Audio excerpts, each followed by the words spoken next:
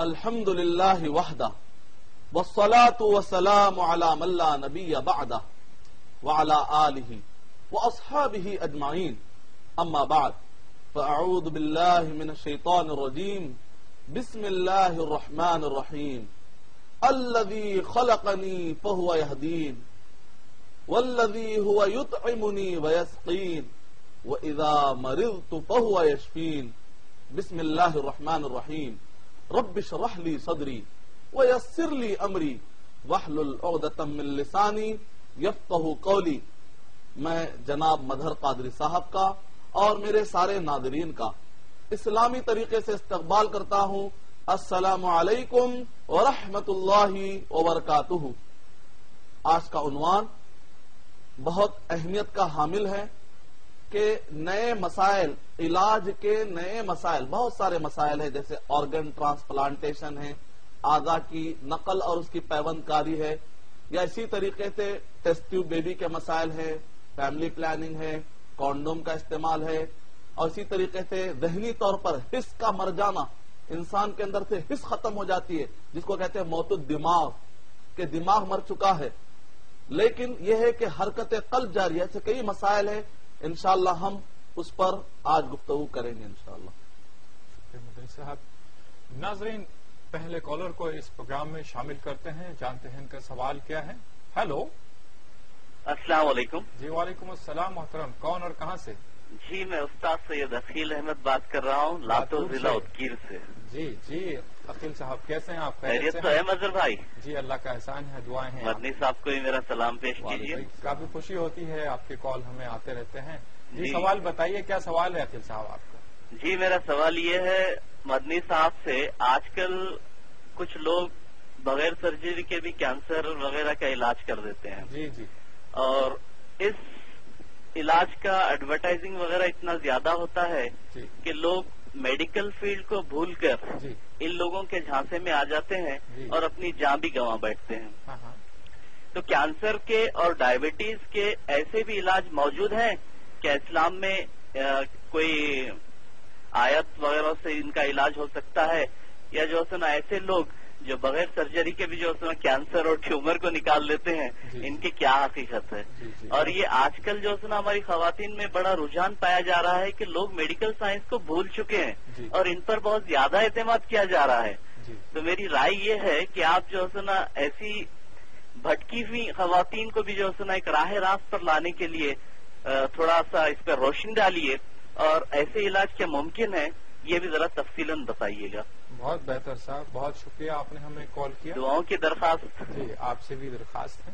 اللہ حافظ۔ مدنی صاحب بھائی نے جو سوال کیا ہے، آج کل کینسر وغیرہ کے تعلق سے جو بنا میڈیکل سائنس کے جو علاج ہو پا رہے ہیں یا ہو رہے ہیں، نہیں ہو رہے ہیں، لوگ ایک طرح سے گمراہی میں مبتلا ہوئے ہیں، اس کی کیا حقیقت ہے اسلامی احکام کے مطابق؟ وعلیکم السلام ورحمۃ اللہ وبرکاتہ۔ اللہ سبحانہ و تعالیٰ آپ کا جذبہ قبول فرمائے۔ بھائی نے یہ سوال کیا ہے، یعنی بھائی کے سوال کے اندر کچھ پہلو ہیں اور کچھ سوالات ہیں۔ ایک تو سوال یہ ہے کہ جو لوگ جو اسباب ہیں یا میڈیکل سائنس ہے، جدید سائنس، اس کو چھوڑتے ہوئے بغیر سرجری، بغیر آپریشن کے ایک معنی میں شعبہ بازی یا جادوگری کے ذریعے سے علاج ہو رہا ہے، ایک تو پہلو یہ ہے کہ بتایا جائے کہ کہاں تک صحیح ہے۔ دوسرا ہے کہ اسلامی اعتبار سے کچھ نسخہ جس کو ہم کہتے ہیں طب نبوی، کیا اسلامی اعتبار سے قرآن اور صحیح احادیث کی روشنی میں کچھ علاج ہے جو کینسر وغیرہ کے لیے یا جو جدید بیماریاں آ رہی ہیں؟ یہ دو پہلو کو سامنے رکھتے ہیں۔ جہاں تک پہلا پہلو آپ نے بتایا، ایک مسلمان کے لیے، یعنی کہ ہمارے لیے تھم رول یا ایک بیسک لائن جس کو آپ کہتے ہیں، مسلمان اور پوری انسانیت کے لیے ایک ذہن میں بات ہم کو بٹھا لینا چاہیے، جہاں کہیں فائدہ نظر آئے ہم اس کے پیچھے نہیں جا سکتے۔ اصل کرائٹیریا ایک مسلمان کا یہ ہے کہ جو بھی چیز قرآن اور صحیح احادیث سے ثابت ہو یا اس سے نہ ٹکرائے علاج کے بارے میں خاص طور سے، تو ایسے وقت پر ہم وہ سارے علاج کروا سکتے ہیں۔ لیکن جو کوئی بھی علاج قرآن مجید یا صحیح احادیث طیبہ سے ٹکرا جاتے ہیں، تو جیسے کہ کوئی جادو سے علاج کروا رہا ہے یا اسی طریقے سے کوئی شرک کا راستہ اپنا رہا ہے، تو ایسے سارے علاج سے ایک مسلمان کو اور پورے انسانوں کو اپنے آپ کو بچا لینا چاہیے۔ تو جہاں تک آپ کا پہلا سوال کا پہلا پہلو ہے وہ یہ ہے کہ شعبہ آبادی یا جادوگری کے ذریعے سے کہیں پر بھی آپ کو کتنا بھی فائدہ نظر آئے آپ ہرگز مت جائیے، کیونکہ نبی اکرم صلی اللہ علیہ وسلم نے فرمایا من اتا عرافا او کاہنا، جس نے بھی کسی بھی نجومی یا کسی بھی جادوگر کے پاس ایک آدمی اگر گیا اور صرف دلچسپی لیا تو 40 دن تک اس کی نمازیں قبول نہیں ہوئی، اور اگر کسی نے اس پر بلیو بھی کر لیا، جانے کے بعد عقیدہ بھی رکھ لیا، تو وہ اسلام سے خارج ہو جاتا ہے۔ جہاں تک دوسرا پہلو ہے کہ کینسر، اسی طریقے سے میں اضافہ کرتا ہوں ایڈز، اور اسی طریقے سے تلی اور کلیجی کی بیماری، اس بارے میں آپ تعجب کریں گے الحمدللہ کہ امریکہ کی میگزین جو ٹائمز میگزین کے نام سے بھی مشہور ہے، اور اسی طریقے سے امریکہ کے اخبارات کے اندر اگر آپ انٹرنیٹ پر جائیں گے، نبی اکرم صلی اللہ علیہ وسلم نے اونٹنی کا دودھ پینے کے لیے بعض اوقات آپ نے کہا تھا جن کو پیٹ کی بیماری ہو چکی تھی، کہا کہ اونٹنی کا دودھ آپ پیئیں، اور آج جدید تحقیقات یہ ہمیں بتلاتی، اگر آپ ویکیپیڈیا بھی پڑھیں گے، اسی طرح انٹرنیٹ پر اگر آپ جائیں گے تو اونٹنی خاص طور سے جو عرب کی اونٹنی ہے، سعودی عرب کی، اس اونٹنی کے دودھ میں اتنا فائدہ ہے کہ ایڈز کی بیماری کا علاج اس کے اندر ہے، کینسر کی بیماری کا علاج اس کے اندر ہے، تلی اور کلیجے سے ہونے والے بیماریوں کے بھی اس کے اندر علاج موجود ہے۔ امید کا آپ کا جواب مکمل ہوا۔ شکریہ مدنی صاحب۔ ناظرین اور ایک کالر لائن پر موجود ہیں، جانتے ہیں ان کا سوال۔ ہیلو ہیلو ہیلو جی السلام علیکم۔ ہیلو جی ہیلو السلام علیکم۔ جی وعلیکم السلام۔ ہیلو جی آپ کی آواز آ رہی ہے؟ جی میرا یہ سوال ہے جی کہ ہمارے اسلام میں ٹیسٹ ٹیوب بیبی جائز ہے؟ اچھا جی، آپ کون اور کہاں سے بول رہے ہیں؟ ہیلو ہیلو جی آپ کہاں سے بول رہے ہیں؟ میں نارائن پیٹ سے بول رہی ہوں۔ اچھا جی، اور کوئی سوال؟ جی نہیں، یہ پوچھنا تھا۔ جی بہت شکریہ، آپ نے ہمیں کال کیا۔ مدنی صاحب، ٹیسٹ ٹیوب بیبی سے متعلق کیا نظریہ پایا جاتا ہے؟ وعلیکم السلام ورحمۃ اللہ وبرکاتہ۔ ابھی بہن نے سوال کیا ہے، یہ بھی جدید مسائل، علاج کے نئے مسائل ہیں۔ ویسے بیسیکلی بنیادی طور پر ٹیسٹ ٹیوب بیبی سے متعلق 8 قسم کی شکلیں ہمارے سامنے آتی ہیں۔ کبھی ہم انشاءاللہ اس پر ٹاپک لے کر مستقل گفتگو کریں گے، لیکن اس میں سے جو 2 جائز شکلیں ہیں، 6 اس میں سے ناجائز یا اختلافی مسائل میں ہیں، اس میں سے جو 2 جائز ہے جس کو سارے علماء کرام نے ایگری کیا ہے، جو ٹیسٹ ٹیوب بیبی سے متعلق ہے ڈائریکٹ یا انڈائریکٹ، وہ 2 جائز شکلیں میں آپ کو بتاتا ہوں، اور ہمارے لیے فائدہ مند چیز معلوم ہو جائے تو یہ الحمدللہ کافی ہے کہ 2 شکلیں یہ ہے۔ ایک تو شکل یہ ہے کہ بعض اوقات ہوتا یہ ہے کہ خاتون میں کوئی کمزوری ہوتی ہے کہ نتیجے میں منی جو یوٹرائن وال ہوتی ہے، رحم مادر کے اندر جو دیوار ہوتی ہے، کہ جس دیوار سے جا کر منی اور اسی طرح انڈا ملنے کے بعد جو چپک جاتے ہیں اور آہستہ آہستہ ڈیولپ ہونے کے بعد علاقہ مضغہ اس طریقے سے جو مرحلے طے پاتے ہیں، تو رحم مادر کی جو دیوار یوٹرائن وال ہے وہاں پر پہنچ نہیں پاتا۔ نتیجے میں یہ ہوتا ہے کہ ڈاکٹر اس کو انجیکٹ کرتے ہیں، جدید آلات کے ذریعے سے، انجیکشن کے ذریعے سے اس کو انجیکٹ کیا آتا ہے، منی کو پہنچانے میں مدد دیتے ہیں۔ تو اس کے اندر یہ ہے کہ ڈاکٹر بھروسہ مند ہو اور منی جو شوہر کی ہے بیوی تک پہنچائی جا رہی ہے، اس میں کسی بھی طرح کی شوہر کے علاوہ کسی اور کی منی یا کوئی اور چیز ملاوٹ نہ کی جائے، صرف یہ ہے کہ شوہر کی منی عورت کے رحم مادر میں پہنچائی جا رہی ہے، جس کو کہتے ہیں انجیکٹ کرنا، تو یہ جائز ہے۔ دوسری شکل یہ ہے کہ عورت کے منی میں سے یعنی انڈا نکالا جاتا ہے، انڈے، اور اسی طریقے سے مرد کی منی لی جاتی ہے اور ایک ٹیسٹ ٹیوب میں وہاں پر کچھ دنوں کے لیے رکھا جاتا ہے، اور جب یہ دونوں کو ملایا جاتا ہے اور ایک مرحلہ گزرتا ہے تو اس کا پھر واپس رحم مادر میں لوٹا جاتا ہے، کیونکہ بعض اوقات رحم مادر میں اتنی طاقت نہیں ہوتی کہ وہ شروع کے ایام میں اس کو برداشت کر سکے، پھر اس کو واپس لوٹایا جاتا ہے۔ تو یہاں پر بھی کوئی نیا کام نہیں ہو رہا ہے، شوہر ہی کی منی اور بیوی ہی کا نطفہ یعنی اس کا انڈا لے کر ہی گویا کہ اس کے اندر جدید وسائل کے ذریعے سے مدد کی جا رہی ہے۔ یہ 2 شکلوں میں کوئی چیز ملاوٹ بھی نہیں ہو رہی ہے اور اس کے اندر ڈاکٹر بھی بھروسہ مند ہے، یہ 2 شکلیں جائز ہے۔ اس کے علاوہ جیسا کہ عام طور پہ نعوذ باللہ ایک بیوی کا انڈا اور اسی طریقہ نطفہ لے کر دوسری بیوی کو یا اسی طرح کرائے کی عورت کا یا کسی اور کے رحم مادر میں جو ناجائز شکلیں بنتی ہیں، باقی کی 6 وہ ناجائز شکلوں میں آتی ہے. 2 جو جائز شکلیں میں نے آپ کے سامنے بتلا دی ہیں. امید کہ آپ کا جواب مکمل ہوا. شکریہ مدنی صاحب. ناظرین، آپ کے ایس ایم ایس کا بھی ہمیں انتظار ہے. اس کے لیے آپ ٹائپ کیجئے گا AAH اسپیس اپنا سوال، اپنا اور اپنے شہر کا نام، اور اسے روانہ کیجئے گا 3690 پر یا 600606 پر. اور جو عالمی ناظرین ہیں وہ ہمیں 4412 پر اپنے ایس ایم ایس روانہ کر سکتے ہیں. تو ناظرین، آئیے چلتے ہیں ایک چھوٹے سے بریک کی جانب. بریک کے بعد پھر ملاقات کرتے ہیں مدنی صاحب سے، اور ایک کالر لائن پر موجود ہیں، ان سے بات کرتے ہیں. ہیلو ہیلو ہیلو جی، السلام علیکم. وعلیکم السلام. جی محترم. ہیلو. سوال یہ تھا بھائی صاحب جی، میرا سوال یہ ہے کہ پامی سٹکس کے بارے میں جی اور ایسٹرولوجی کے بارے میں اسلام کیا کہتا ہے؟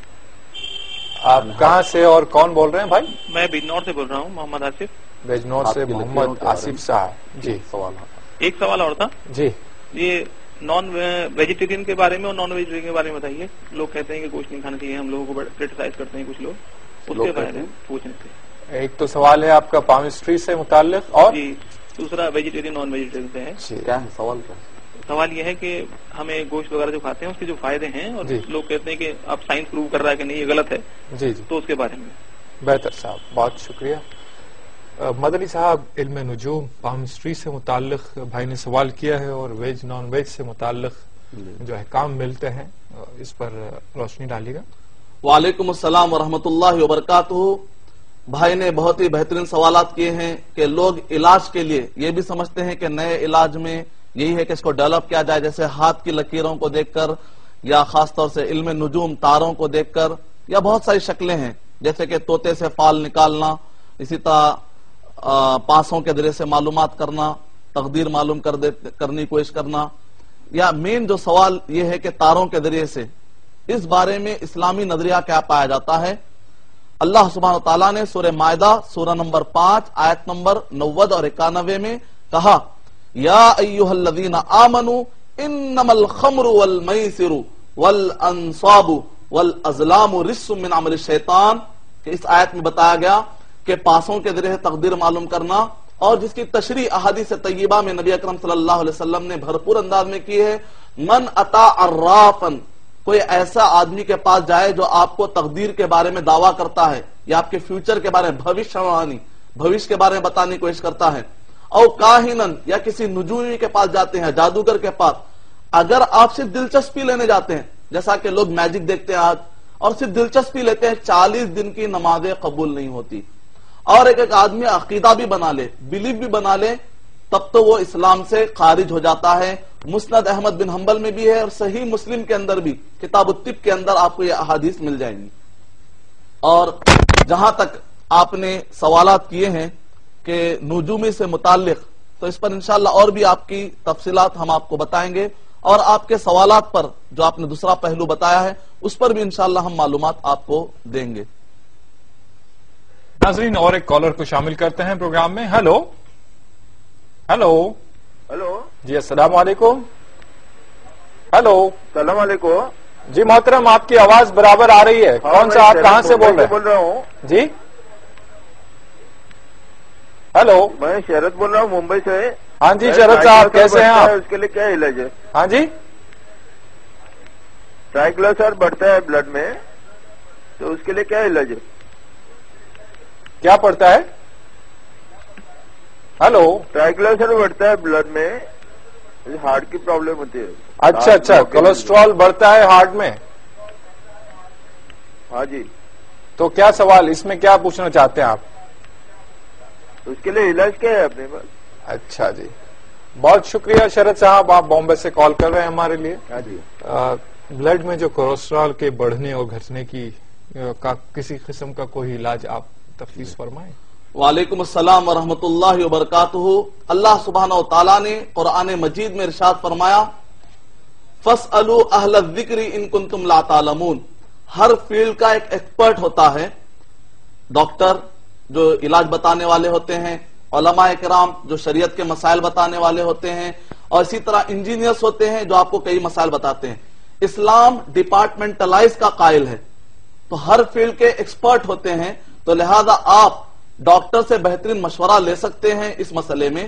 جہاں تک یہ کہ آج کا ٹاپک ہمارا یہ نہیں ہے کہ قرآن مجید میں سارے بیماریوں کا علاج ہے، اس کا کوئی دعویٰ نہیں. البتہ یہ ہے کہ قرآن اور صحیح احادیث ہر چیز کی رہنمائی کرتے ہیں. جو بھی دنیا میں مسائل آئیں گے ان میں رہنمائی کی جاتی ہے، کیا اس میں آپ کو استعمال کرنا ہے، کیا استعمال نہیں کرنا ہے، کیا چیز جائز ہے اور کیا چیز ناجائز ہے. یہ پہلے اچھی طرح ذہن میں رکھ لیجئے کہ قرآن مجید اور صحیح احادیث طیبہ یہ کوئی سائنس کی کتاب نہیں ہے کہ جس کے اندر آپ یہ ڈھونڈیں کہ ساری چیزیں اس میں آپ کو کیسے ملیں گی. البتہ نبی اکرم صلی اللہ علیہ وسلم نے فرمایا تداو یا عباد اللہ، کہ تم دوائی کا استعمال کرو، چاہے مسلم اس کو دریافت کرے چاہے غیر مسلم اس کو دریافت کرے، الحمدللہ آپ اس کو استعمال کر سکتے ہیں. یہ خوبی ہے اسلام کی کہ اسلام ہر اچھی چیز جو فائدہ مند چیز ہوتی ہے، جو دنیاوی اعتبار سے، اس کا تعلق عقیدے سے اور عبادات سے نہ ہو، جس کا تعلق اچھائی سے ہو، آپ دوسرے قوموں سے بھی الحمدللہ فائدہ اٹھا سکتے ہیں اور انسانیت کے فائدے کی چیزیں آپ پورے انسانیت کے لیے عام رکھ سکتے ہیں. تو یہ تو جنرل معلومات تھی، پہلے ذہن میں رکھ لیجئے کہ اگر آپ یہ پوچھیں گے مجھ سے آ کر کہ فلاں بیماری کا علاج کیا ہے، فلاں بیماری کا علاج ہے، تو قرآن کے اگینسٹ جاؤں گا اگر میں ہر چیز کا جواب دینا شروع کر دوں گا، کیونکہ ہر فیلڈ کا ایک ایکسپرٹ ہوتا ہے.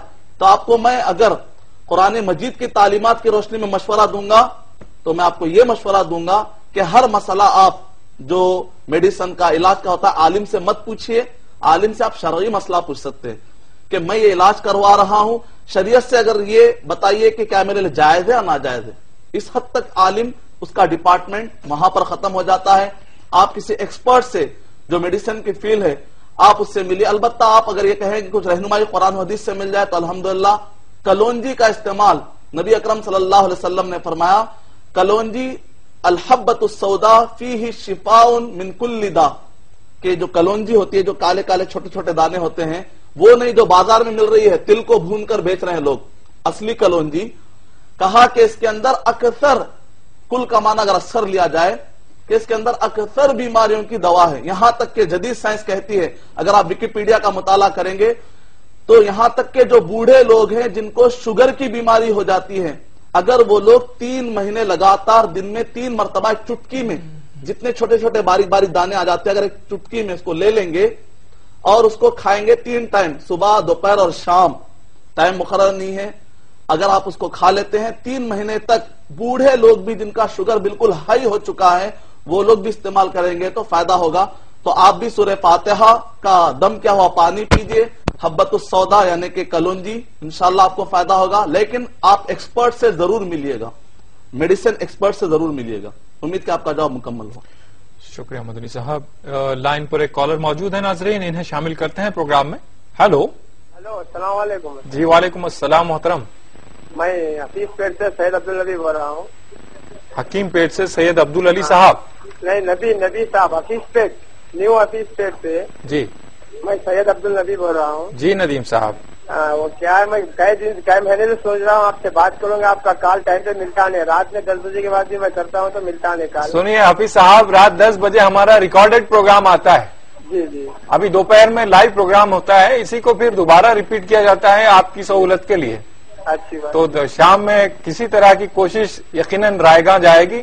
جی چلیے ماشاءاللہ ایک بات کا تو احاطہ ہو گیا کہ دوپہر میں لائیو ہوتا ہے اور شام میں ریکارڈڈ ہوتا ہے. اچھی بات ہے. جی بہت مبارک، آپ کی کال مل گئی ہے. بتائیے کیا سوال ہے آپ کا؟ جی کہ میرا سوال یہ ہے جی کہ جو اب ہمارے ایک بھائی صاحب ہیں، ان کے جسم پہ جو ہے یہاں پہ چھالے وغیرہ آتے، دھبے آ جاتے. جی وہ کیا ہے، وہ مرشد کرے یہ مرشد کرے پھرتے رہتے، اس کا کوئی علاج ہی نہیں ہو رہا. اچھا جی. اچھا، وہ کوئی جسمانی بیماری ہے نہیں، کوئی کرتوت بولتے ہیں، کوئی گانا متی، کوئی ایسا کچھ بولتے ہیں. جی تقریباً 15 سال سے ہماری بہن کو چھالے بول رہے ہیں آپ؟ دھبے سفید دھبوں سے؟ تو دھبے ہے. کیسے دھبے ہیں؟ کالے سفید؟ کالے ایسا کہ کوئی کھال جو خراب ہوتی ہے جو نکل جاتی نا. جی جی. اس طریقے کا میں سمجھاتا ہوں، کوئی عامل سے کام نہیں ہوتا ہے، دواؤں سے علاج کرو. جی. وہ بولتے کہ وہ مشکل جا کے 5,000 دے دیتے، وہ مشکل جا کے 2-4,000 دے دیتے. میں صاحب سے پوچھنا چاہ رہا ہوں اس کا کوئی علاج ہے تو بتائے تو میری بہن اچھی ہوگی تو دوائی لگیں گے. بہت شکریہ صاحب، آپ نے کال کیا. یقیناً آپ کے درد کی دوا مدنی صاحب بتائیں گے. بھائی نے جو سوال کیا ہے مدنی صاحب اس کا اسلامی روشنی میں بتائیں.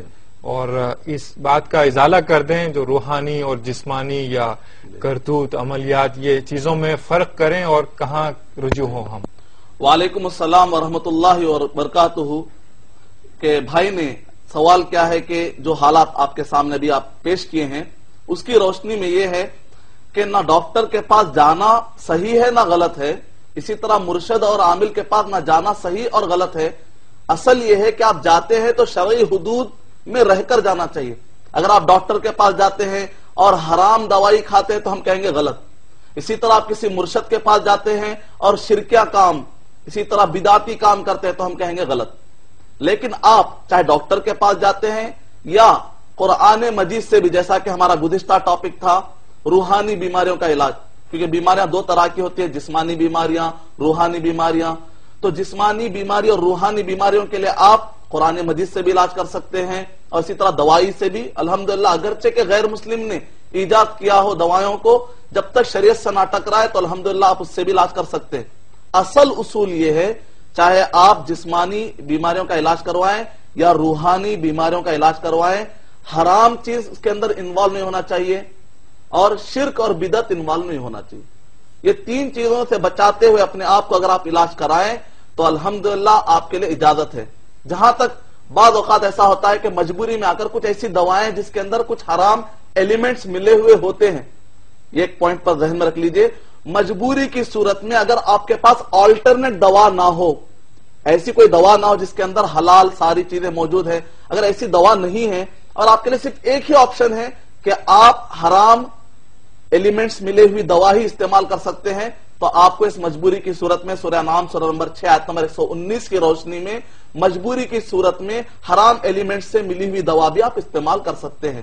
تو اصل یہ ہے. اور اسی طرح انشاءاللہ ہم بھائی کا اور ایک سوال جو اس سے پہلے کیے ہیں، ویج اور نان ویج، یعنی عام طور پر لوگ کہتے ہیں گوشت کھانے سے نقصان ہوتے ہیں، وہ سوال بھی ابھی باقی، انشاءاللہ ہم اس کے بھی جوابات دیں گے ابھی.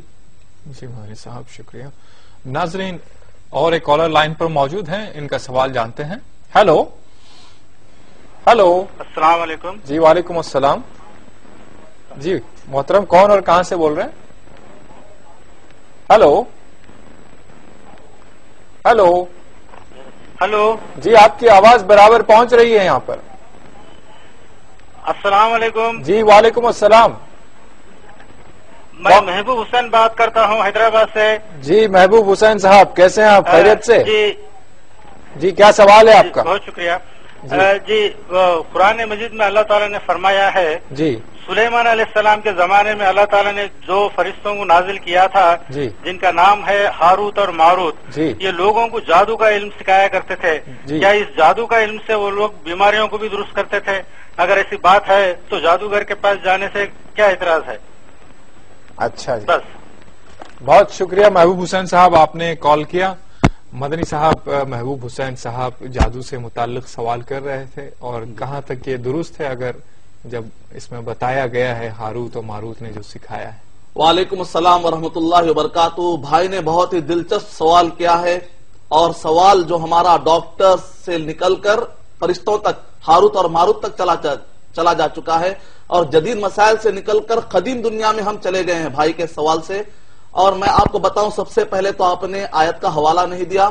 سورہ بقرہ سورہ نمبر 2 آیت نمبر 102 اور 103 میں ہاروت اور ماروت جو فرشتے ہیں ان کے بارے میں اللہ سبحانہ وتعالیٰ نے قصہ بیان کیا ہے. اور دوسرا ہے کہ آپ نے کہا کہ سلیمان علیہ السلام کے زمانے کا واقعہ ہے، جبکہ ایک قوی روایتوں کے ذریعے سے امام طبری رحمت اللہ علیہ نے تفسیر طبری کے اندر یہ لکھا ہے، سورہ بقرہ سورہ نمبر 2 آیت نمبر 102 103 کی تفسیر میں کہا کہ یہ واقعہ نوح علیہ السلام کے زمانے سے پہلے کا بھی ممکن ہے. تو یہ بھی ایک تحقیق ذہن میں رکھیے. بہرحال مختصر یہ کہ وہاں پر جو فرشتوں کو اللہ سبحانہ و تعالیٰ نے نازل کیا تھا، بعض لوگ سمجھتے ہیں کہ دونوں جن تھے، جن نہیں تھے. اللہ تعالیٰ نے کہا ملکین ببابل ہاروت و ماروت، کہ یہ بابل میں، بابل کہاں پایا جاتا ہے؟ عراق اور سیریا کے درمیان پایا جاتا ہے. اس جگہ پر دو فرشتوں کو، ہاروت اور ماروت نامی فرشتوں کو اللہ سبحانہ و تعالیٰ اتارا تھا. اتارنے کا مقصد علاج وہاں پر نہیں تھا، اصل جو مقصد تھا کہ قوم کے لوگ جو جادو سیکھ رہے تھے اس کے ذریعے سے شوہر اور بیوی میں تفرقہ ڈال رہے تھے. اس آیت میں اتنا ہی ذکر ہے، باقی کے تفصیلات کو اگر ماننے کے لیے دلیل چاہیے کہ وہ لوگ علاج بھی بتاتے تھے فلاں فلاں فلاں فلاں. وہاں پر صرف یہ بتایا جا رہا تھا کہ تم دیکھو یہ جادو ہے، اس کے نقصانات یہ ہیں، اور ساتھ میں وہ لوگ یہ بھی کہہ دیتے تھے فلا تکفر وما يعلمان من احد حتى يقولا انما نحن فتنة فلا تکفر. تو فرشتے خود یہ کہہ رہے تھے کہ اس کو علاج مت کرو. جیسے مثال طور پہ اگر ایک ماں کہتی ہے اپنے بچے سے کہ بیٹا جیسے ہی گھر کے باہر نکلو گے تو گڑھا ہے، تو ماں کے کہنے کا مطلب ہرگز یہ نہیں ہے کہ گڑھے میں گر جاؤ. ماں کے کہنے کا مطلب یہ ہے کہ گڑھے سے ذرا سنبھل کر چلو.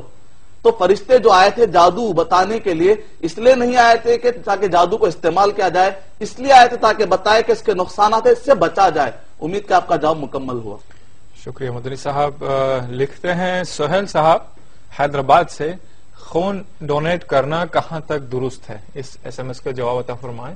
وعلیکم السلام ورحمۃ اللہ وبرکاتہ. بھائی نے بہت ہی بہترین سوال کیا. اس کا تعلق ویسے ایک بڑا سبجیکٹ ہے آرگن ٹرانسپلانٹیشن. اس میں کا ایک حصہ ہے کہ خون کا ڈونیٹ کرنا کہاں تک جائز یا ناجائز ہے.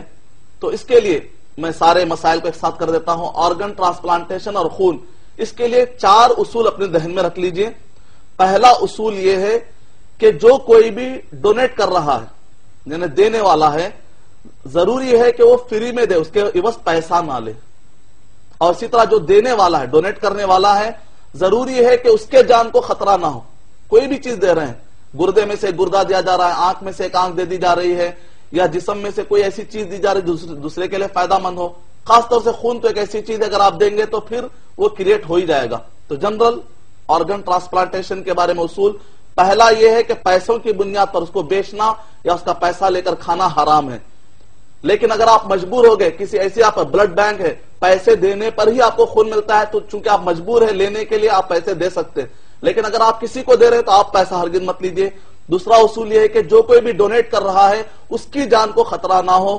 تیسرا یہ ہے کہ جس کو دیا جا رہا ہے ظن غالب ہو، یعنی یقین کے قریب تک ہو. ڈاکٹر یہ کہے کہ اس کو فائدہ ہوگا. ایسا نہیں کہ گردہ تو یہاں سے نکالا جا رہا ہے، وہاں پر فٹ ہی نہیں ہو رہا ہے، نتیجے میں ایک گردہ ویسٹ ہو جائے گا، اس کو بھی کچھ فائدہ نہیں ہے. یقین کے قریب تک ہونا چاہیے، ظن غالب ہونا چاہیے کہ اس کو فائدہ ہوگا. اور چوتھا اصول یہ ہے، یہ ذہن میں رکھیے، ایسی کوئی بھی چیز آپ نہیں دے سکتے جو مریض کے پاس اکلوتی ہے. دل اٹھا کے آپ نہیں دے سکتے. زندہ آدمی، زندہ مرنے کے آدھے گھنٹے کے اندر اگر نکال کر فائدہ اٹھایا جا رہا، خیر وہ الگ مسئلہ ہے، آپ دے سکتے ہیں. لیکن ایک زندہ آدمی ایک ایسی چیز دے دے گا جو اس کے پاس اکلوتی ہے، وہ بھی نہیں دے سکتا. چوتھے اصول ہی کے اندر ہے ایسی چیز نہیں دے سکتا جس سے کہ نسب میں اثر پڑے. منی نہیں دے سکتا، اپنے جسم کی منی دینا، ڈونیٹ کرنا حرام ہے، جائز نہیں ہے. اسی طریقے سے مسئلہ آتا ہے شرمگاہ کا اور خصیتین کا. خصیتین یعنی کہ شرمگاہ جہاں سے کہ منی کریٹ ہوتی ہے شرمگاہ میں، تو یہ خصیتین کو دینے کے بارے میں اختلاف پایا جاتا ہے. بعض ڈاکٹروں کے اندر بھی اس بارے میں اوپینین ہے کہ صرف خصیتین دینے سے بھی جب انسان دوسرے کو استعمال کہتا ہے شرمگاہ اور اسی طرح خصیتین، تو اس بات کے اندیشے ہیں، قوی اندیشے ہیں کہ خلقت پر اثرات پڑ سکتے ہیں. اس آدمی کے صفت اور اس آدمی کے خلقت کے اثرات پڑ سکتے ہیں جس سے کہ یہ شرمگاہ لی گئی. تو لہذا جب یہ مسئلہ ہے، بعض ڈاکٹروں نے کہا ہے، تو لہذا شک والے مسئلوں میں اپنے آپ کو بچانا چاہیے. 4 اصول. پہلا ہے کہ ڈونیٹ پر پیسہ نہیں لینے سے اس کا نام ڈونیشن ہی ہے. دوسرا یہ ہے کہ جس سے لیا جا رہا ہے اس کی جان کو خطرہ نہ ہو. تیسرا ہے کہ جس کو دیا جا رہا ہے فائدے کے قوی امکانات ہو. اور چوتھا یہ ہے کہ وہ چیز اکلوتی نہ ہو اور اس کا تعلق نسب سے نہ ہو، یعنی کہ منی سے متعلق نہ ہو. امید کہ آپ کا جواب مکمل ہو. شکریہ مدنی صاحب. ناظرین سوالات کا سلسلہ یقیناً جاری رہے گا. آپ کا ہمارا خوشگوار ساتھ یقیناً پھر سے ہوگا اس بریک. ناظرین وقفے کے بعد پھر سے آپ کا خیر مقدم ہے پروگرام میں، اور اس وقفے کے بعد پہلے کالر سے بات کرتے ہیں. ہلو جی السلام علیکم. ہلو السلام علیکم. جی وعلیکم السلام محترم. میں تنویر بول رہا ہوں. سمیر صاحب. میں گوبند گڑھ سے بول رہا ہوں. تنویر عالم. سر میرا سوال ہے، جو میرے ڈیڈی ہیں. جی بتائیے. وہ حافظ جی ہیں، وہ اپنا جو غریب آدمی ہیں ان کے پاس آتے ہیں، وہ تعویذ دیتے ہیں بنا کے. جی تو وہ اس میں وہ ٹھیک ہے کہ غلط ہے؟ تعویذ دینا ٹھیک ہے یا غلط ہے؟ ہلو. ہاں جی. آپ کی آواز نہیں آ رہی سر. ہاں بتائیے کیا بولنا چاہتے ہیں آپ؟ جی میں بول رہا ہوں جی جیسے میرے پاپا تعویذ دیتے ہیں بنا کے. ہاں ہاں. اور اس کے بعد میں جو غریب آدمی آتے ہیں ان سے کوئی بخشش نہیں لیتے, کوئی پیسہ نہیں لیتے ہیں. جی. اور یہ پوچھنا چاہتا ہوں جائز ہے کہ غلط ہے کہ صحیح ہے یہ؟ بہتر, بہت شکریہ تنویر صاحب, آپ نے ہمیں کال کیا. آپ کے سوال کا جواب آئیے جانتے ہیں مدنی صاحب سے. مدنی صاحب, تعویذ گنڈے پلیتے دینا کہاں تک درست ہے اور پیسہ بھی لیا جاتا ہے؟ جی جی. وعلیکم السلام ورحمۃ اللہ وبرکاتہ. آپ نے بہت اچھا پوائنٹ اس کے اندر ایڈ کیا. جو پیسے بھی لیتے ہیں ایک معنی میں دھندا بن چکا ہے. تعویذ کا پہلے ڈیفینیشن آپ ذہن میں رکھ لیجئے. کوئی بھی تاگا یا کوئی بھی کپڑا یا کوئی بھی چیز جو کتاب کی شکل میں کپڑے میں باندھ کر لٹکائی جاتی ہے, یا لوہے کی چھوٹی سی ڈبیا جس کے اندر آج کل چھوٹا چھوٹا قرآن بھی رکھا جا رہا ہے, یا پھر مڈگٹ کے نیچے لیمبو اور مرچی, یا پھر دکان کے اوپر موٹی کانٹی جس کے اوپر کانٹے ہوتے ہیں, اور اسی طریقے سے ہاتھ پر تاگا, تو یہ سارے وہ قسمیں جس کو عربی زبان میں کہا تھا تمیمتن, یعنی ایک ایسی چیز جس کے اوپر آپ بھروسہ کرتے ہیں کہ یہ لگا لینے سے ہم بلاؤں سے محفوظ ہو جاتے ہیں, نقصانات سے بچ جاتے ہیں. جبکہ اسلامی اعتبار سے بلاؤں سے محفوظ ہونا, مصیبتوں سے بچنے کا جو نظریہ ہے, ایسا وہ سارا نظریہ جو قرآن اور صحیح احادیث سے ٹکرا جائے آپ اس کو قبول نہیں کر سکتے. پورے قرآن مجید کی آیتوں میں اور صحیح احادیث کے ذخیرے کے اندر کہیں پر بھی یہ نہیں بتایا گیا کہ یہ ساری چیزیں, یہ تعویذ, یہ پلیتے, ساری چیزیں آپ کو بلاؤں سے بچا سکتے ہیں, ایسی کسی بھی آیت یا حدیث کے اندر نہیں ہے. تو لہذا بلکہ نبی اکرم صلی اللہ علیہ وسلم یہاں تک فرمایا من علق تمیمتن فقد اشرک, کہ جو آدمی تمیمہ لٹکا لیتا ہے, تعویذ لٹکا لیتا ہے, وہ شرک کے راستے پر چل پڑتا ہے. اور تعجب کریں گے آپ کہ آپ دیکھیں گے تعویذ میں بھی دو قسمیں پائی جاتی ہے. ایک تو تعویذ جس کے اندر نمبرنگ لکھی ہوئی ہوتی ہے, شرکیہ کلمات ہوتے ہیں, یہ تو ٹوٹلی حرام ہے, اس کو تو سارے علماء نے حرام قرار دیا ہے. دراصل اس کی شروعات بھی ہے یہودیوں سے. یہودی تورات کے الفاظ کو بدل کر نمبروں میں لاتے تھے, جیسا ہمارے پاس بھی ہے 786. پتا نہیں کہ لوگوں نے اس کو اتنی توجہ دی, جبکہ قرآن اور صحیح احادیث میں کہیں پر بھی یہ نمبر نہیں پایا جاتا. اس کا اسلام سے کوئی تعلق نہیں ہے.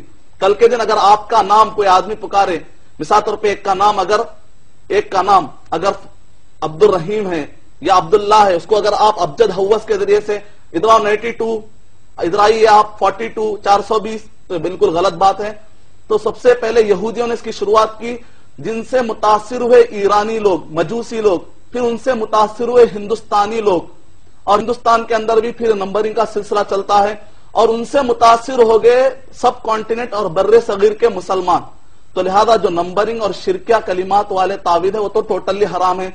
البتہ بعض جگہ پر رجحان پایا جاتا ہے کہ قرآن کی تعویذ ہم استعمال کر سکتے ہیں, لیکن میں آپ کو بتاؤں گا کہ اس کی بھی اجازت کی کوئی دلیل واضح نہیں ہے, کلیئر نہیں ہے. قرآن مجید کے بھی تعویذ کی نبی اکرم صلی اللہ علیہ وسلم نے جب فرما دیا کہ تمیمہ ہر قسم کا حرام ہے, تو وہ چیز جو کہ ذریعہ بن سکتی ہے اس سے بھی ہم کو بچ جانا چاہیے. اور ایک آدمی سے اگر پوچھا جائے کہ بھائی ٹوائلٹ میں جب جاتے ہیں تو وہاں پر زیادہ جنات اور شیاطین کا خطرہ ہوتا ہے, اگر ایک آدمی قرآن مجید کی تعویذ لٹکائے گا تو ظاہر بات ہے ٹوائلٹ میں تو نہیں جائے گا, نتیجے میں تعویذ باہر رہے گی. تو اس تعویذ کے لٹکانے کا فائدہ کیا ہے, جبکہ اصل چیز تو اس کو ٹوائلٹ میں سامنا کرنا پڑتا ہے. تو لہذا اصل چیز یہ ہے کہ آدمی جب ٹوائلٹ میں جاتا ہے, اللہم انی اعوذ بک من الخبث والخبائث, جو دعائیں ہیں یہی ہمارے لیے تعویذ ہے, اور اللہ سبحانہ تعالیٰ نکلنے تک ہماری حفاظت کرے گا. کوئی دھاگا, کوئی پلیتا آپ کی حفاظت نہیں کر سکتا.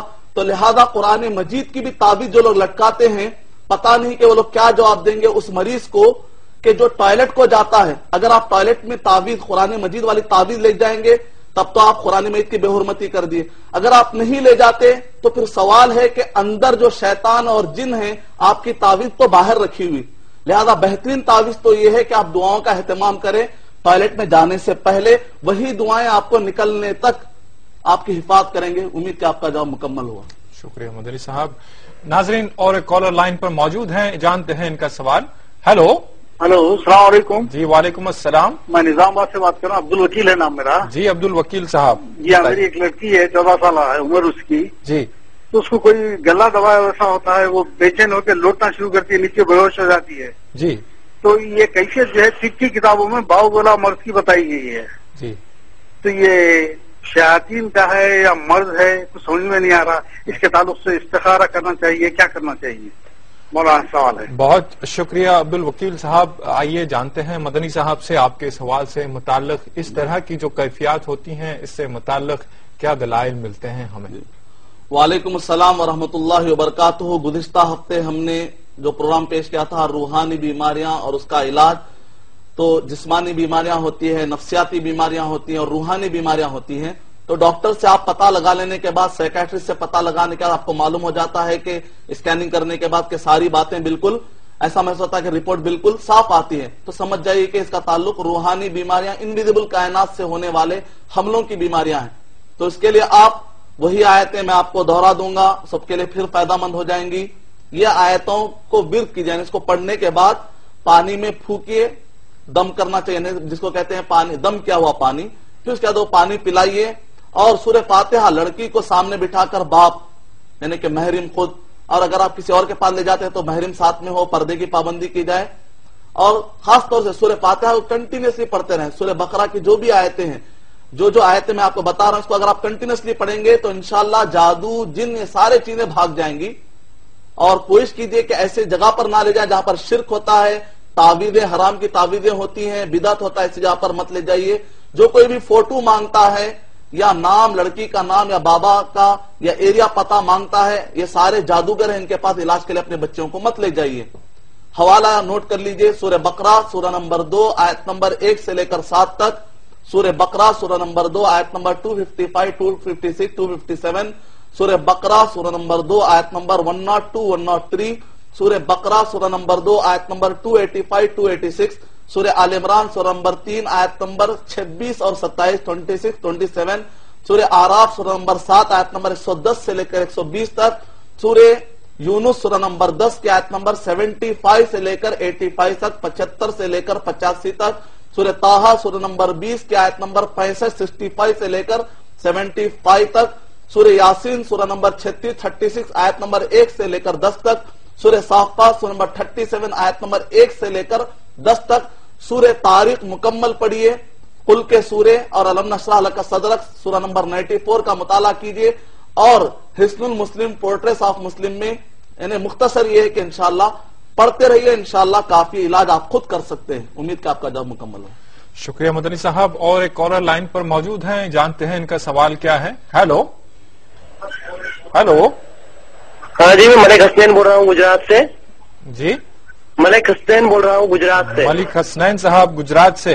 ہاں جی, میرا سوال یہ ہے کہ ہم درگاہ پہ جا کے پھول یا چادر چڑھا سکتے ہیں یا نہیں, پھول کی چادر. جی, اور کوئی سوال؟ بہت شکریہ ملک حسنین صاحب آپ کا کہ آپ نے ہمیں کال کیا. ناظرین, سوالات کا سلسلہ برابر جاری ہے اور آپ اور ہم ان سوالات کے جوابات حاصل کرتے رہیں گے. لیتے ہیں ایک چھوٹا سا بریک. ناظرین, وقفے کے بعد اس آخری سیگمنٹ میں آپ کا خیر مقدم ہے. ابھی بھائی نے سوال کیا تھا اور ایک صاحب بھی لائن پر موجود ہیں, ان کا سوال بھی جان لیتے ہیں, پھر دونوں کے جوابات دیں گے. Hello hello hello. السلام علیکم. جی وعلیکم السلام. السلام علیکم. جی وعلیکم السلام. ہلو. جی ہلو, آپ کی آواز آ رہی ہے. آپ کی ٹی وی کی آواز کم کر دیجیے گا. ٹی وی کی آواز کم کرو. اچھا, مجھے یہ جاننا ہے مدنی صاحب سے, جی, یہ جو سفید داغ ہوتے ہیں اس کا علاج کیسے ہے؟ سفید داغ, اور یہ جو جن بن آتے ہیں لوگوں کے اوپر, جی, اور لوگ ان کو مولوی کے پاس علاج کے لیے لے جاتے ہیں, یہ کہاں تک صحیح ہے؟ سفید داغ کے علاج کے لیے مولوی کے پاس نہیں, سفید داغ کا علاج کیسے ہوتا ہے؟ جی جی, بہتر. آپ کون اور کہاں سے بول رہے ہیں؟ میں دانش بول رہا ہوں دلی سے. دلی سے دانش صاحب, بہت شکریہ دانش صاحب, آپ نے سوال کیا. دانش مندی کی بات بھی بتا دیں مدنی صاحب, جو سفید داغ آتے ہیں اس کا علاج ڈاکٹر سے لیا جائے یا عالم سے لیا جائے, اور جو درگاہوں پر پھول یا چادر چڑھائی جاتی ہے اس سے متعلق بھائی نے سوال کیا ہے, تو ان دونوں سوالات کا جواب عطا فرمائے گا. وعلیکم السلام ورحمۃ اللہ وبرکاتہ. کل ملا کر ہمارے سامنے 4 سوالات ہو گئے ہیں. ایک تو وہ سوال جو ویج اور نان ویج کا ہے, دوسرا سوال ہے مزاروں پر پھول ڈالنے کا, تیسرا سوال بھائی نے کہا کہ داغ اور دھبوں کا, اور چوتھا ہے اسی کے اندر کے علاج کرانے کا, جس کا ہم تفصیل سے تفصیل دے رہے ہیں. تو جہاں تک بھائی نے کہا کہ قبر پر جا کر پھول ڈالتے ہیں. یقیناً جو لوگ جاتے ہیں جا کر جذبات سے پھول ڈالتے ہیں، سمجھتے ہیں کہ ہم یہاں پر جو بزرگ ہیں ہم ان کی تعلیمات یا ان کا ہم اپنے ایک عزت کا اظہار کر رہے ہیں اور اسی طرح احترام کا اظہار کر رہے ہیں. لیکن میں آپ کو بتاؤں گا، مثال کے طور پر خود شیخ عبد القادر جیلانی رحمت اللہ علیہ، اگر آپ مثال لیں گے، بہت بڑی بزرگ شخصیت گزری ہے، بہت سے اچھے اچھے کارنامے ان کے، بہت اچھے اچھے اور مشہور شخصیت ہے. لیکن اگر آپ خود ان سے پوچھیں گے کہ سب سے زیادہ خوشی کس بات پر ہوگی، جو بھی نیک آدمی ہوگا اگر آپ سے پوچھیں گے تو وہ یہی کہے گا کہ اگر آپ لوگ آ کر پھول ڈالیں گے، یہاں پر سجدہ کریں گے، تو وہ لوگ کہیں گے تو ہم تو اس سے روکنے آئے تھے تم کو، تو ہم تو اس لیے آئے تھے تاکہ ہم یہ بتائیں کہ اللہ سبحانہ و تعالیٰ ایک، اللہ سبحانہ و تعالیٰ کی تم عبادت کرو، سجدے کرنا ہے، رکوع کرنا ہے، نماز پڑھنا ہے تو صرف ایک اللہ سبحانہ و تعالیٰ کے لیے پڑھے. تو اگر آپ حقیقی طور پر ان بزرگان دین کو خوش کرنا چاہتے ہو تو تو ظاہر بات ہے آپ ان کی تعلیمات پر عمل کیجیے. غنیت الطالبین کتاب اگر آپ پڑھتے ہیں یا فتح الغیب یا فتح الغیب کتاب اگر آپ پڑھتے ہیں تو اس کے اندر توحید کی تعلیم دی گئی ہے، نبی اکرم صلی اللہ علیہ وسلم کے اتباع یعنی اتباع سنت کی تعلیم دی گئی ہے. اگر قرآن اور صحیح احادیث کو صحابہ کرام کے طریقے پر ہم فالو کریں اور جتنی شریعت اور جتنا دین اور عقیدہ نبی اکرم صلی اللہ علیہ وسلم اور صحابہ کرام کے زمانے میں تھا اس میں کچھ بھی ہم ایڈ نہ کریں، کوئی بھی نئی چیز نہ لائیں، اس سے یہ بزرگان دین خوش ہو جائیں گے. اب یہ جو طریقے ہیں خوش کرنے کے، پھول ڈالنا یا چادر ڈالنا، خود اگر آپ دیکھیں گے تو پرانے صحابہ کرام کی تعلیمات سے، خود نبی اکرم صلی اللہ علیہ وسلم قرآن مجید کی تعلیمات سے اس کا ذکر نہیں ملتا. ڈیزرٹ میں پھول اتنے تھے ہی نہیں. دراصل یہ ہے کہ سب کانٹیننٹ میں جو ہندو حضرات پائے جاتے ہیں ان کا مذہبی کام بغیر پھولوں کے ہوتا نہیں ہے. اگر آپ دیکھیں گے کہ جب یہ مندر میں جاتے ہیں تو پھول ڈالتے ہیں، شادی ہوتی ہے تو پھول ڈالتے ہیں، آرتی نکلتی ہے تو پھولوں کی توجہ کا جو مرکز ہے نبی اکرم صلی اللہ علیہ وسلم اور صحابہ کرام کے زمانے سے زیادہ نہیں ملتا. تو لہذا ہم کو چاہیے کہ ہم اسی پر اتفاق کریں جو نبی اکرم صلی اللہ علیہ وسلم اور صحابہ کرام کے، وہی ہمارے لیے بہتر ہے. دوسرا یہ کہ بھائی نے کہا داغ اور دھبے کے لیے، جیسا کہ میں نے کہا سورہ انبیاء کی آیت کوٹ کرتے ہیں فَاسْأَلُوا أَهْلَ الذِّكْرِ إِن كُنتُمْ لَا تَعْلَمُونَ، کہ ہر فیلڈ کا ایک ایکسپرٹ ہوتا ہے، آپ میڈیسن ایکسپرٹ سے آپ معلومات کر سکتے ہیں. جہاں تک یہ ہے کہ بغیر سائیڈ افیکٹ والی دوا آپ کو میں بتاؤں گا تو قرآن مجید کا علاج ہے.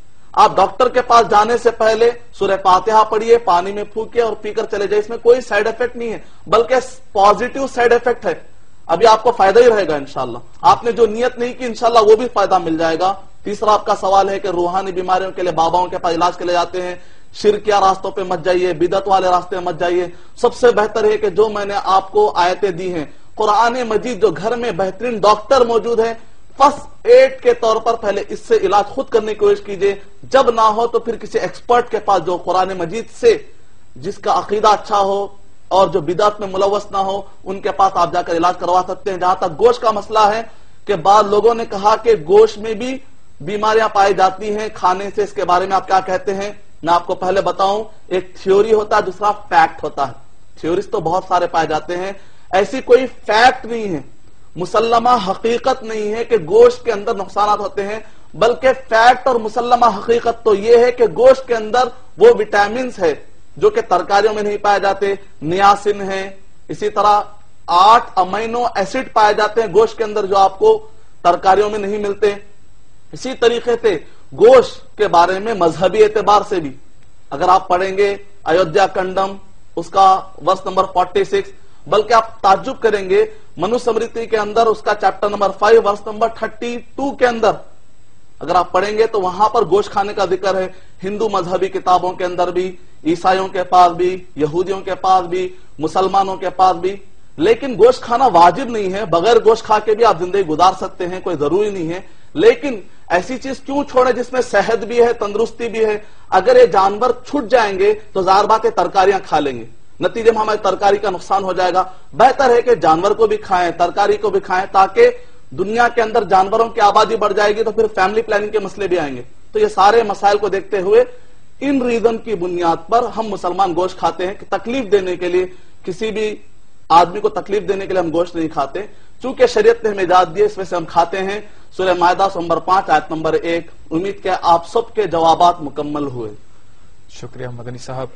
ایک کالر لائن پر موجود ہیں، ان سے بات کرتے ہیں. ہیلو ہلو ہیلو ہلو جی السلام علیکم. وعلیکم السلام. جی محترمہ، کون اور کہاں سے؟ میں پونا سے بول رہی ہوں. افروز.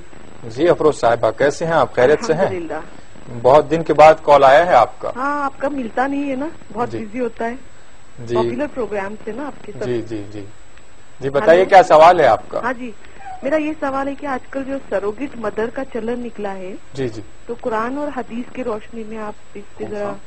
ابھی تھوڑی دیر پہلے مدنی صاحب نے ایک سوال کا جواب دیا تھا سروگیٹ مدر کے سلسلے میں. پھر بھی آپ اگر وہ سوال کو نہیں سن پائے ہوں یا اس کو بالکل ایلابریٹ کر کے مدنی صاحب بتاتے ہیں. سروگیٹ مدر، رحم مدر جو ہے آج کل جو ہے کسی عورت، اسی پر وہی اس سے پہلے جو آپ نے بتایا تھا، کسی دیگر عورت سے جو ہے بچہ تولد کروانا. مختصر طور پر اس کا جواب عطا فرمائیں. وعلیکم السلام ورحمۃ اللہ وبرکاتہ. بہن نے جو سوال کیا ہے، اسلام میں نسب کی بڑی اہمیت ہے. یہی وجہ ہے کہ اسلام میں زنا حرام ہے. سورہ بنی اسرائیل نمبر 17 آیت نمبر 32، سورہ نور نمبر 24 آیت نمبر 1، 2. اور اسلام میں نسب کی بڑی اہمیت ہے. سورہ فاطر نمبر 35 آیت نمبر 5 کہا کہ دوسرے باپ کی طرف نسبت دینا بھی جائز نہیں ہے. اور اسلام میں نکاح کا جو سسٹم بتایا گیا اس کے اندر بھی نسب کی بڑی اہمیت بتائی گئی ہے. سورہ نساء نمبر 4 آیت نمبر 23 اور 24. تو لہذا ٹیسٹ ٹیوب بیبی کے جو 2 جائز شکلیں میں نے آپ کو بتا دی ہیں. اب جو رحم مادر کو، یعنی کسی کی عورت جس کا تعلق وہ بیوی بھی نہیں ہے، کرائے کی عورت یا اسی طریقے سے، یا کسی عورت سے کہنا کہ رحم مادر میں آپ اس کو رکھ لو کچھ دنوں کے لیے، یا ایک سوکن کو یا پھر نوکرانی کو یا کسی بھی طریقے سے اگر رحم مادر کو کرائے پر لیا جاتا ہے تو یہ ساری شکلیں ناجائز ہے. امید کہ آپ کا جواب مکمل ہو. شکریہ مدنی صاحب. ایک ایس ایم ایس شامل کرتے ہیں. رفعت کرناٹکا سے لکھتے ہیں، کیا پلاسٹک سرجری اسلام میں جائز ہے؟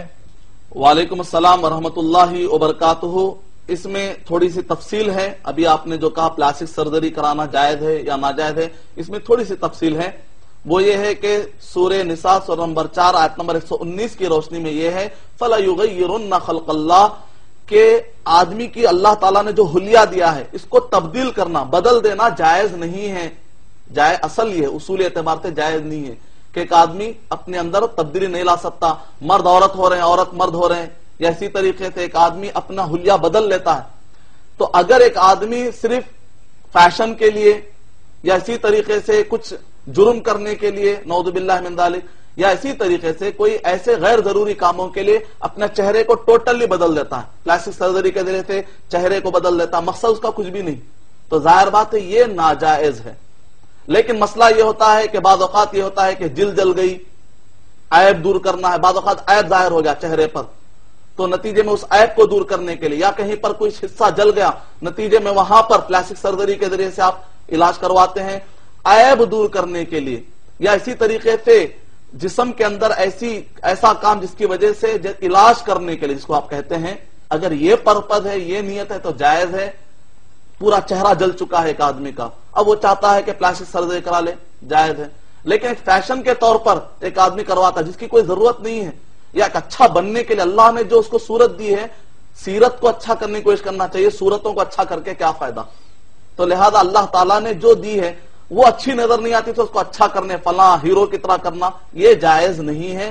البتہ عیب دور کرنے کے لیے یا علاج کرنے کے لیے کوئی ایسا علاج کرواتے ہیں جو قرآن سے نہیں ٹکراتا ہے تو الحمدللہ اس کی اجازت ہے. امید کہ آپ کا جواب مکمل ہو. شکریہ مدنی صاحب. ناظرین کرے تو کیا کریں، وقت ختم ہوا جاتا ہے، کوئی علاج بھی پورا نہیں ہو پاتا کہ بس تنگی وقت ہر بیماری کو ادھورا چھوڑ جاتی ہے. ناظرین آج کا پروگرام آپ کو کیسا لگا؟ اس سے متعلق اپنی آرائیں اور اپنے گراں قدر مشوروں سے ہمیں نوازیے گا.